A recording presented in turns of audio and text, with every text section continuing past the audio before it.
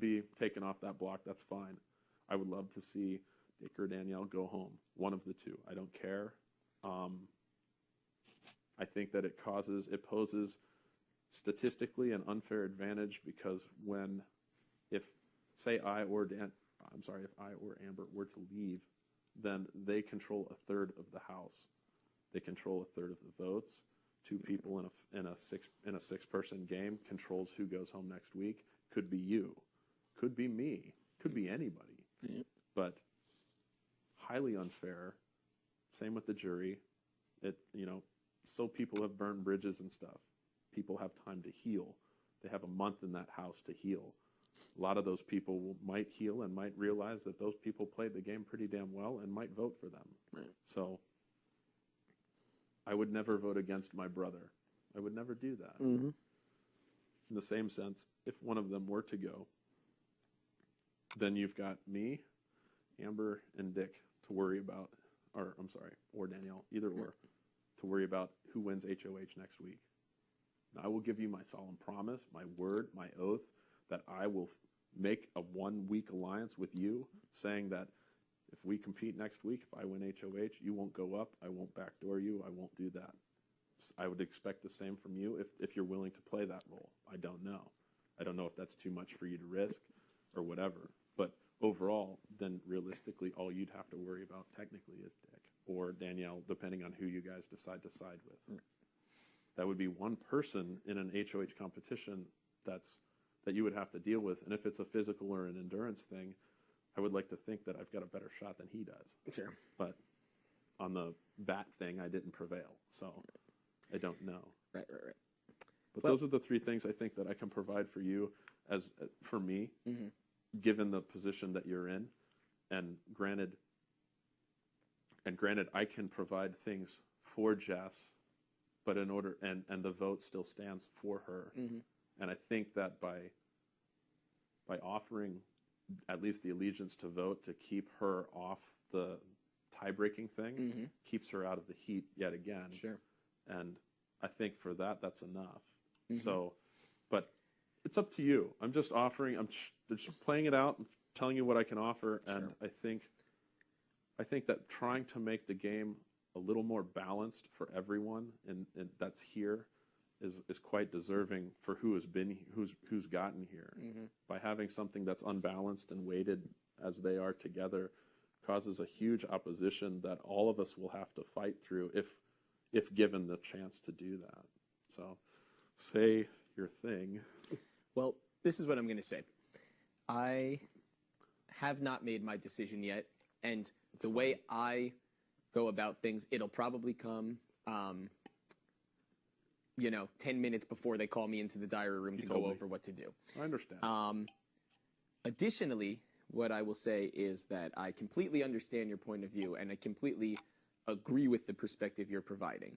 Whether or not I ultimately go about it in that way this particular time around, kind of as you said, actually, as it related to my vote, is not entirely relevant. I mean, of course, it is relevant, but it doesn't change the fact that I completely understand your perspective.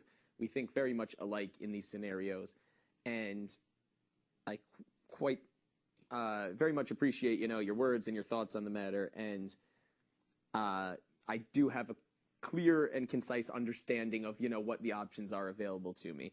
Sure. What I will also say is that I view the vote and the veto separately. This is one, then on to the next thing. So regardless of whether I use it on you, use it on Amber, don't use it at all, go after someone with a backdoor or whatever, I am going to evaluate this decision as such and then have the following conversation about whatever the vote may be separately. And that regardless of what is decided here, I anticipate having discussions throughout the week and negotiations and talks and continue to analyze the situations, whoever, may be up on the block. I have a 1 week assurance that, I'm talking this week, that I am safe because I won the veto. Right. Beyond that, as you yourself stated, although I don't see it as any more so than anyone else at this point, but I'm you know, good chance I'll be a target every week while we're here until the end. I'll either be Not for me. Next week, I would give you my word. you know, I'll either, and the way I see it is fine. So I'll go up and have to fight for it, or you know, that'll be it. You know, there's nothing I can do about it. I can't change the perception of me. I can't change 60 days of anything. If people, I'm not saying you, I'm saying other people at large or whoever, if people are concerned about what I might be capable of in this game, they should come after me. That's the way to play the game. They don't need to sit around and waiting for me to be the, you know, person sitting here. Right. Obviously, I am going to give respect to Jessica, so I'm going to discuss it with her. I believe, knowing what I know of her, she's going to leave the decision in my hands. However, I'm certainly not going to put her in an unwelcome situation. Sure. And that's why I was providing my vote as something that would absolutely keep her absolutely out of harm's way. I believe wholeheartedly that the 7 of us are here for a reason. Now, I'm not giving some great philosophical analyzation like Amber does. I didn't have a psychic vision of it or anything. I don't think it's kismet or anything such thing, but I do believe this process started out with thousands upon thousands of people, and there are 7 people sitting here. From tapes to open calls to recruitment to whatever the case may be, 35 other thousand people are no longer here, and 7 of us are. And I will not take anything away ever from the 14 of us, let alone the 7 of us. Sure.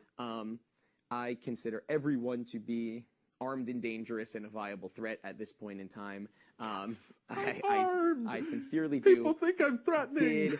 Did I think that, You're the first one to ever say that. amongst those people that, you know, a crying girl from Nevada, a 21-year-old girl from Kansas, and so on and so forth, did I think I'd be sitting here with these 7 people and thinking to myself, oh my God, I'm afraid of all of them, you know, and not afraid of any of them at the same time, you know.